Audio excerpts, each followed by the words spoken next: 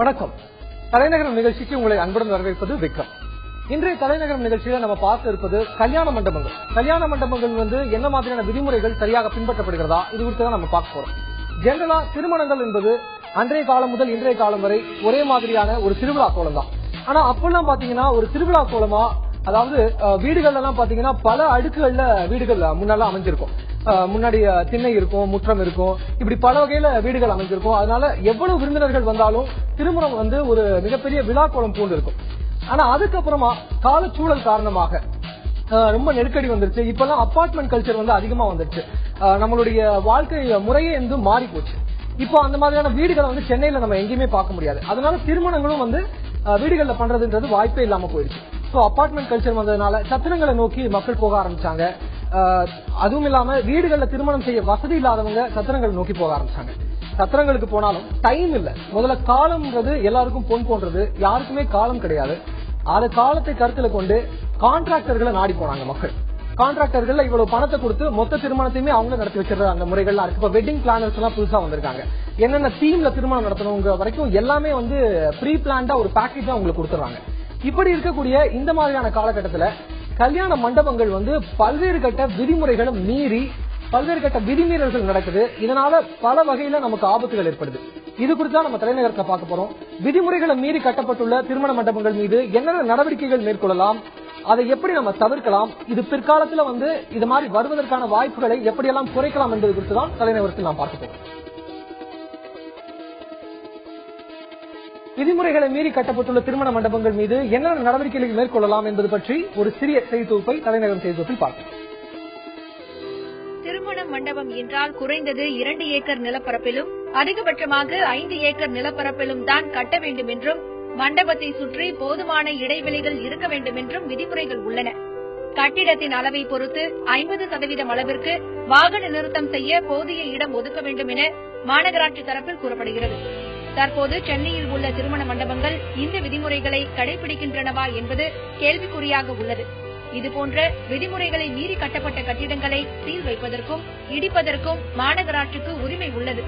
இருப்பினும் விதிமீறல் கட்டிடங்களை உடனடியாக அப்புறப்படுத்தாதது பொதுமக்களின் பாதுகாப்பிற்கு கேள்விக்குறியாகவே உள்ளது என சமூக ஆர்வலர்கள் தெரிவித்துள்ளனர். இன்றைய தலைநகரம் நிகழ்ச்சியில நம்மோடு களத்திலிருந்து இணைய காத்திருக்கிறார் செய்தியாளர் சசிகுமார். சசிகுமார், நம்ம கேட்க போறது நிறைய கேள்விகள் நம்ம கேட்க போறோம் தலைநகரம் நிகழ்ச்சியில. இன்றைக்கு நாம் கேட்கக்கூடிய முதல் கேள்வி, சசிகுமார் வணக்கம், சொல்லுங்க, திருமண மண்டபங்கள் சென்னையில என்னென்ன விதிமுறைகள் விதிக்கப்பட்டிருக்கிறது, எந்த அத்தாரிட்டி இதுக்கான விதிமுறைகளை விதிக்கிறாங்க, அது குறித்து சொல்லுங்க. கண்டிப்பா வைக்கிறோம். அதாவது இன்னைக்கு சென்னை நகரத்தை பொறுத்த வரைக்கும் சுமார் 400க்கும் அதிகமான திருமண மண்டபங்கள் புற்றிசல் போல ஒவ்வொரு இடங்கள்லயும், அதாவது 2-3 கட்டிடங்கள் சேர்ந்தபடி அமைக்கப்பட்டிருக்கிறத நம்ம பார்க்கலாம். ஆனா இந்த திருமண மண்டபங்கள் அப்படிங்கறத அமைக்கணுங்கிறதுக்குன்னு ஒரு சில விதமான விதிமுறைகள் இருக்கு. ஏன் அப்படின்னா பொதுமக்களுக்கான பாதுகாப்பு அப்படிங்கிறது மிகவும் முக்கியமான ஒன்று. அந்த அடிப்படையில தான் இந்த திருமண மண்டபங்கள் அமைக்கணும் அப்படின்னா அந்த விதிமுறைகளையும் கடைபிடிக்கணும் அப்படின்னு சொல்லிட்டு நகராட்சி நிர்வாகத்திட்டு தான் அனுமதி வாங்கணும் அப்படிங்கறதும் இருக்கு. அதன்படி பார்க்க போனோம்னா ஒரு திருமண மண்டபம் அப்படிங்கிறது குறைந்தபட்சமா 2 ஏக்கர் நிலப்பரப்புல இருக்கணும், அதிகபட்சமா 5 ஏக்கர் நிலப்பரப்புக்குள்ள இருக்கணும். இதை சுற்றி இந்த திருமண மண்டபத்தை சுற்றி மட்டும் ஒரு 12 மீட்டர் இடைவெளி இருக்கணும் கட்டாயமாக அப்படிங்கறதையும் தெரிவிச்சிருக்காங்க. குறிப்பா சாலை ஓரங்களில் இருந்து திருமண மண்டபத்தின் நுழைவாயில் வரை 18 மீட்டர் இடைவெளி கட்டாயமாக இருக்கணும். அப்படி இருக்கும் பட்சத்துலதான் அந்த திருமண மண்டபத்திற்குள் வந்து செல்வது வசதியான ஒரு முறையாக இருக்கும் அப்படிங்கறதும் தெரிவிக்கப்பட்டிருக்கு. இதே மாதிரி பாத்தீங்க அப்படின்னா வாகன நிறுத்தங்களுக்கு 50% இடஒதுக்கீடும் அதே பகுதியில் அந்த திருமண மண்டபத்தை சுற்றியுள்ள பகுதிகளில் இருக்கணும் அப்படிங்கறதும் தெரிவிக்கிறாங்க. ஆனா சென்னை நகரத்தை பொறுத்த வரைக்கும் இது மாதிரியான விதிமுறைகள் கடைபிடிக்கப்படுதா அப்படிங்கிறது தற்சமயம் வரைக்கும் இல்ல அப்படின்னு நம்ம சொல்லலாம். இப்ப நாம இருக்கக்கூடிய இந்த ராயபுரம் பகுதியில மட்டும் சுமாரா ஒரு 20க்கும் மேற்பட்ட திருமண மண்டபங்கள் இந்த பகுதியில இருக்கு. இந்த மண்டபங்கள் பாத்தீங்க அப்படின்னா பொதுமக்கள் வரதுக்கான ஒரே ஒரு வழிகள் மட்டும்தான் இருக்கு. திரும்பி போறதுக்கும் அந்த வழிகள் தான் இருக்கு. ஆனா அவசர காலங்கள்ல இந்த மண்டபங்கள் ஏதாவது ஒரு பாதிப்புகள் ஏற்பட்டா கூட இங்கிருந்து வெளியே போறதுக்கான ஒரு அவசர வழிகள் இருக்கா அப்படின்னா அதுவும் இல்லை அப்படின்னு தான் சொல்லலாம். ஏன் அப்படின்னு பாத்தீங்கன்னா இந்த வழியில ரொம்ப நெருக்கலான கட்டிடங்களுக்கு நடுவுல இந்த திருமண மண்டபங்கள் அமைக்கப்பட்டிருக்கிற காரணமாக அந்த அவசர வழிகள் அமைக்கப்படுறதுக்கும் அவசியம் இல்லை அப்படிங்கறத இவர்களுடைய தரப்புல தெரிவிக்கப்படுது. அதாவது திருமண மண்டப கட்டுமான பணியாளர்கள் தரப்பையும் அதனுடைய உரிமையாளர்கள் தரப்புலையும் தெரிவிக்கிறாங்க. இதனால தொடர்ச்சியா பொதுமக்களுக்கான பாதுகாப்பு அப்படிங்கிறது ரொம்ப கேள்விக்குறியாவே இருக்கு. இது மட்டும் இல்ல, இந்த பகுதியில பாத்தீங்க அப்படின்னா சமையல் கூடம் ரொம்ப மிக முக்கியமான ஒண்ணு. ஒவ்வொரு திருமண மண்டபத்திலையும் வந்து சமையலை யார் செய்யணும் அப்படிங்கறத அந்த திருமண மண்டபத்துடைய உரிமையாளர்கள் பொறுப்பு தான். அதாவது அவர்கள் வந்து பாதுகாப்பான முறையிலையும் ரொம்ப சுத்தமான முறையிலும் வந்து உணவுகளை தயாரிச்சு இந்த திருமணத்துக்கு வரக்கூடிய மக்களுக்கு அளிக்கிறாங்களா அப்படிங்கறதுக்கான உரிமத்தையும் அவர்கள் தான் பெற்று அதை வந்து தான் வந்து திருமண வீட்டார்கள்ட்ட தாங்கள் முறைப்படி வந்து தெரிவிக்கணும். இது மாதிரி நம்ம சைட்ல வந்து ஒரு உரிமம் பெற்ற ஒருத்தவங்க இருக்காங்க, அவர்களை வச்சு இந்த திருமணத்துக்கு சமையல் வேலைகளை செய்யலாம் அப்படிங்கறத அவங்க தரப்புல தெரிவிக்கலாம். ஆனா சென்னை வரைக்கும் இந்த திருமண மண்டபத்தை பொறுத்த வரைக்கும் இது மாதிரி கேட்கப்படுதா அப்படிங்கறதும் ஒரு குறைவு அப்படின்னு தான் நம்ம சொல்லலாம். விக்ரம், சசிகுமார், பாதுகாப்பு குறித்து பேசுனீங்க. பாதுகாப்பு குறித்து சொல்லும்போது நம்ம 2004 ஒரு இன்சிடென்ட் நடந்தது. ஜனவரி 23, 2004. இது மிகவும் மறக்க முடியாத ஒரு வரலாற்றுல மிகப்பெரிய ஒரு சோகமான சம்பவம் சொல்லணும். ஸ்ரீரங்கத்துல 57 பேர் மரணம் அடைந்த அந்த கல்யாண மண்டபத்தில் ஏற்பட்டக்கூடிய தீ விபத்து. இது எலக்ட்ரிக் ஷார்ட் சர்க்கியூட் மூலமா நடத்தப்பட்டதா சொல்கிறது. அதாவது அந்த கேமராவை வந்து ஒளிப்பதிவு செய்ய வந்த ஒளிப்பதிவாளருடைய கேமரால இருந்து வந்தக்கூடிய அந்த எலக்ட்ரிக் ஷார்ட் சர்க்கியூட் அந்த மண்டபத்தையே தீக்கிரையாக்கி மணமகன் உட்பட 57 பேர் உயிரிழந்தாங்க.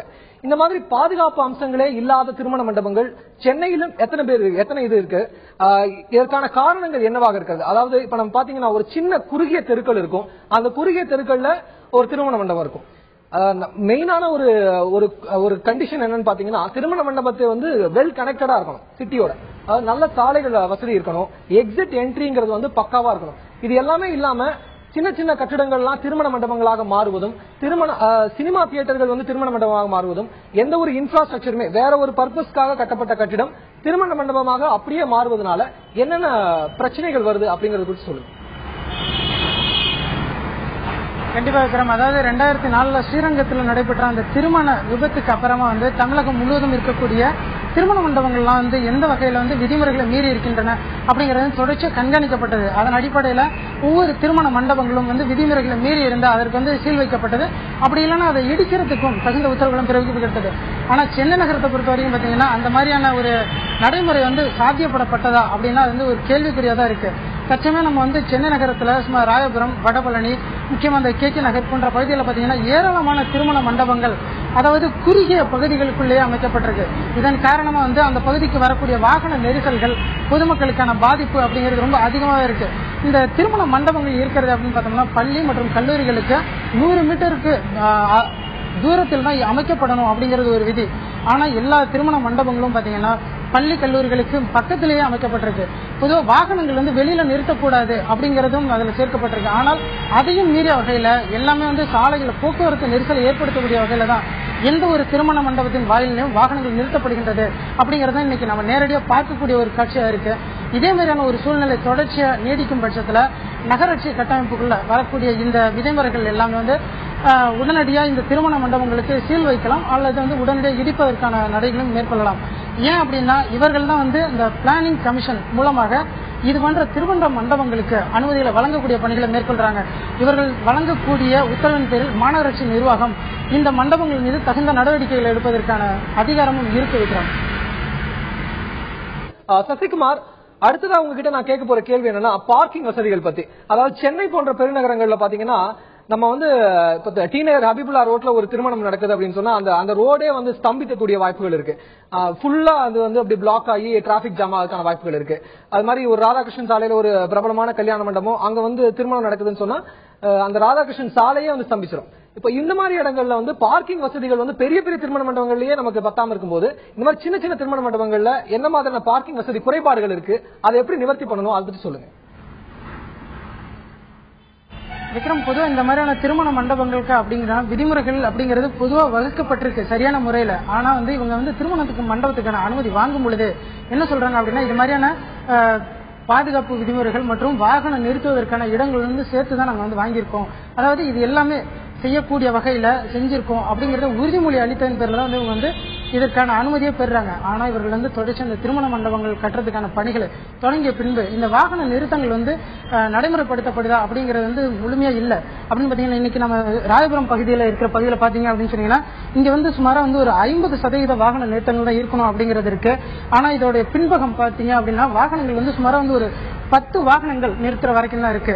தொடர்ச்சியா வந்து இந்த பகுதியில் பாத்தீங்க அப்படின்னா இங்க ஒரு கல்யாணம் அப்படின்னு நடந்ததுன்னா சுமாரா இங்க வந்து ஒரு 1000கணக்கான மக்கள் வர்ற அளவுக்கு இந்த இடம் இருக்கு.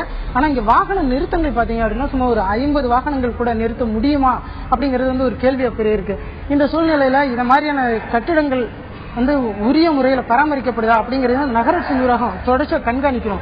ஆனா நகராட்சி நிர்வாகம் அப்படி கண்காணிக்குதா அப்படிங்கறதும் சரியான முறையில தெரிய வரல. ஏன் அப்படின்னா கடந்த சில வருடங்களாக தற்போது சென்னை நகரத்தை பொறுத்த வரைக்கும் என்ன மாதிரியான நடவடிக்கைகள் மேற்கொள்ளப்பட்டிருக்கு அப்படின்னு பாத்தீங்க அப்படின்னா திருமண மண்டபங்களுக்கு எதிராக எந்த விதமான நடவடிக்கைகளையும் அவர்கள் மேற்கொள்ளப்படவில்லை அப்படிங்கறத ஒரு உண்மையா இருக்கு. அதாவது கடந்த வருடம் மட்டும் காஞ்சிபுரம் மாவட்டத்தில் மட்டும் சுமார் ஒரு 4-5 திருமண மண்டபங்கள் மீது வந்து நடவடிக்கை எடுக்கப்பட்டு அது வந்து இடிப்பதற்கான ஒரு உத்தரவை வந்து சென்னை உயர்நீதிமன்றம் பிறப்பிச்சிருந்தாங்க. ஆனா சென்னை நகரத்தை பொறுத்த வரைக்கும் அது பற்றிய ஒரு எந்த உத்தரவுகளுமே இதுவரைக்கும் பிறப்பிக்கப்படலை அப்படின்னு நம்ம சொல்லலாம் வைக்கிறோம். அதே மாதிரி இப்ப இருக்கக்கூடிய இந்த பார்க்கிங் வசதிகள் அப்படிங்கிறது பாத்தீங்கன்னா போதுமானதாக இல்லை அப்படிங்கறதும் பொதுமக்கள் தரப்புலையும் தெரிவிக்கப்படுது. ஆனா இதை வந்து திருமண மண்டபத்தின் அந்த உரிமையாளர் தரப்புல என்ன சொல்றாங்க அப்படின்னா பக்கத்துல இருக்கக்கூடிய கட்டிடங்களுடைய எண்ணிக்கை வந்து அதிகரிச்சுட்டே இருக்கு. அதனால தங்களுக்கான இந்த பார்க்கிங் வசதி அதாவது வாகன நிறுத்தங்களுக்கான இடம் அப்படிங்கறது குறைவான அளவு தான் எங்களால செய்ய முடியுது. அதாவது அதிகமான வாகனங்கள் வரும்போது அதை வந்து சாலையோரங்களிலே நிறுத்திங்க அப்படிங்கறதான் தெரிவிக்கிறாங்க. ஆனா விதிமுறைகள் நகராட்சி விதிமுறைகள் என்ன தெரிவிக்கிறாங்க அப்படின்னா ஒரு ஓபன் பிளேஸ்ல கட்டாயமா இந்த திருமண மண்டபங்கள் அமைக்கப்படணும் அப்படின்னு இருக்கு. அப்படிங்கறதுனால வாகனங்கள் அங்க நிறுத்துறதுல எந்த விதமான பிரச்சனைகளும் இருக்காது அப்படிங்கறத வந்து அவங்க தெரிவிச்சிருக்காங்க. ஆனா சில இடங்கள்ல இந்த மாதிரியான விதிமுறைகள் பயன்படுத்தப்படுதா அப்படின்னு பார்த்தோம்னா இல்லை அப்படின்னு நம்ம சொல்லலாம் வைக்கிறோம். சசிகுமார், நீங்க காமிச்ச திருமண மண்டபத்திலே பாக்கலாம் ஒரு 10 வண்டி கூட நிக்கிறதுக்கான இடங்கள் இல்ல. கார்லாம் வந்ததுன்னு சொன்னீங்கன்னா எங்கேயுமே நிறுத்ததுக்கான இடம் இல்ல. அதுவும் ராயபுரம் போன்ற ஒரு நெரிசலான பகுதியில இப்படிப்பட்ட ஒரு திருமண மண்டபம் இதுவே ஒரு விதிமுறை மீறலா தான் நான் பாக்குறேன். இன்னொன்னு நம்ம இந்த ஸ்ரீரங்கத்துல பார்த்ததே வந்து ஒரு பெரிய தீ விபத்து தான். எப்பவுமே ஒரு பெரிய அசம்பாவிதத்துக்கு அப்புறம் தான் வந்து நம்ம அதிகாரிகளும் சரி அரசாங்கமும் சரி விழித்துக்கிறாங்க. அதுக்கப்புறம் தான் விதிமுறைகளே வகுக்கிறாங்க. இப்போ 2004க்கு அப்புறமா இப்ப எத்தனை வருடங்கள் ஆயிடுச்சு? 2014 வந்துட்டோம். கிட்டத்தட்ட 10 வருடங்கள் ஆயிடுச்சு. இன்னமும் திருமண மண்டபங்கள்ல ஃபயர் எக்ஸ்டிங்விஷர் அதாவது தீ பட்டுக்குச்சுன்னா அதுல இருந்து பாதுகாப்பதற்கான வசதிகள் இருக்கா? என்ட்ரி எக்ஸிட் வந்து ப்ராப்பரா இருக்கா? ஃபயர் எக்ஸிட்னு சொல்லுவாங்க, அதாவது அவசர காலத்துல வெளியே போறதுக்கான எக்ஸிட், அதெல்லாம் கரெக்டா இருக்குதா? இதெல்லாம் ஃபாலோ பண்றாங்களா? கண்டிப்பா விக்ரம், அதாவது இங்க இருக்கக்கூடிய எல்லா திருமண மண்டபங்களும் நீங்க சொல்லக்கூடிய மாதிரியான தீயணைப்பு சாதனங்கள் அப்படிங்கறது பயன்படுத்துதா அப்படிங்கிறது சரியான முறையில இல்ல அப்படின்னு நம்ம சொல்லலாம். அதாவது ஒரு சில பெரிய திருமண மண்டபங்கள்ல மட்டும்தான் இந்த மாதிரி தீயணைப்பு சாதனங்கள் அப்படிங்கறத வந்து பயன்படுத்திட்டு இருக்காங்க. குறிப்பா நாம இருக்கக்கூடிய இந்த பகுதிகளில் கூட ஒரு சில இடங்கள்ல மட்டும்தான் வந்து இந்த தீயணைப்பு சாதனங்கள் பயன்படுத்திட்டு இருக்காங்க. அதனுடைய கூரைகள் அப்படிங்கிறது வந்து சில நேரங்கள்ல வந்து டெக்கரேட் செய்வாங்க, அதாவது பூ அலங்காரங்கள் செய்து இந்த பகுதியில அலங்கரிக்கும் பொழுது அந்த ஸ்ரீரங்கத்தில் ஏற்பட்ட அந்த போன்ற தீ விபத்துகள் நடைபெறும் சமயத்துல உடனடியாக அணைக்கணும் அப்படிங்கறதுக்காக சில இடங்கள் அமைச்சிருக்காங்க. இப்ப நாம பார்க்கலாம் இந்த ஒரு சில பகுதிகளில் கூட தீயணைப்பு சாதனங்கள் அப்படி இந்த பகுதியில் வச்சிருக்காங்க. இதே மாதிரி பாத்தீங்க அப்படின்னா ஒரு மண்டபத்துக்கு குறைந்தது வந்து ஒவ்வொரு வாயிலுக்கும் அருகிலையும் இருக்கணும். அதே இல்லாமல் மண்டபத்தை சுற்றி வந்து ஒரு 10க்கும் மேற்பட்ட இடங்களில் உடனடியாக அணைக்கக்கூடிய வகையில இந்த தீயணைப்பு சாதனங்கள் அப்படிங்கறதும் இருக்கணும். குறிப்பா இந்த பகுதியில வந்து தீயணைப்பு வண்டிகள் அதாவது வர்றதுக்கான பாதைகளும் இருக்கணும் அப்படிங்கிறது தெரிவிக்கப்பட்டிருக்கு. ஆனா இந்த பகுதியில பாத்தீங்க அப்படின்னா அந்த மாதிரி இல்லாம பொதுவா விதிமுறைகளை நாங்களும் கடைபிடிக்கிறோம் அப்படிங்கறத மட்டும் காண்பிக்கக்கூடிய வகையில தான் வந்து இந்த தீயணைப்பு சாதனங்கள் ஒரு சில இடங்கள்ல மட்டும்தான் பொருத்திருக்காங்க.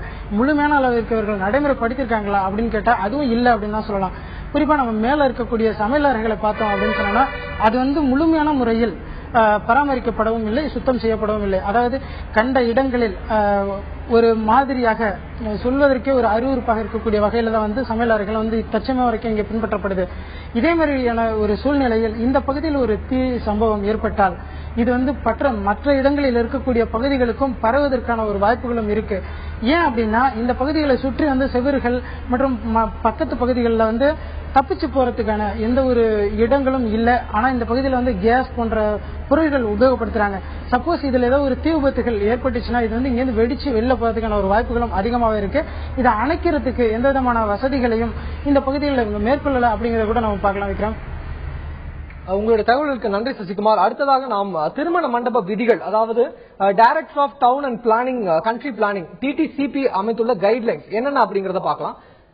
குறைந்தபட்சம் 2 ஏக்கர் நிலப்பரப்பு, அதிகபட்சம் 5 ஏக்கர் நிலப்பரப்பு, சுற்றிலும் 12 மீட்டர் இடைவெளி, முன்பக்கம் 18 மீட்டர் இடைவெளி, தனி இடத்தில் சமையல் கூடம், 6 மீட்டர் அகலம் கொண்ட 2 அவசர வழிகள், 1.6 மீட்டர் அகலத்தில் படிக்கட்டுகள்,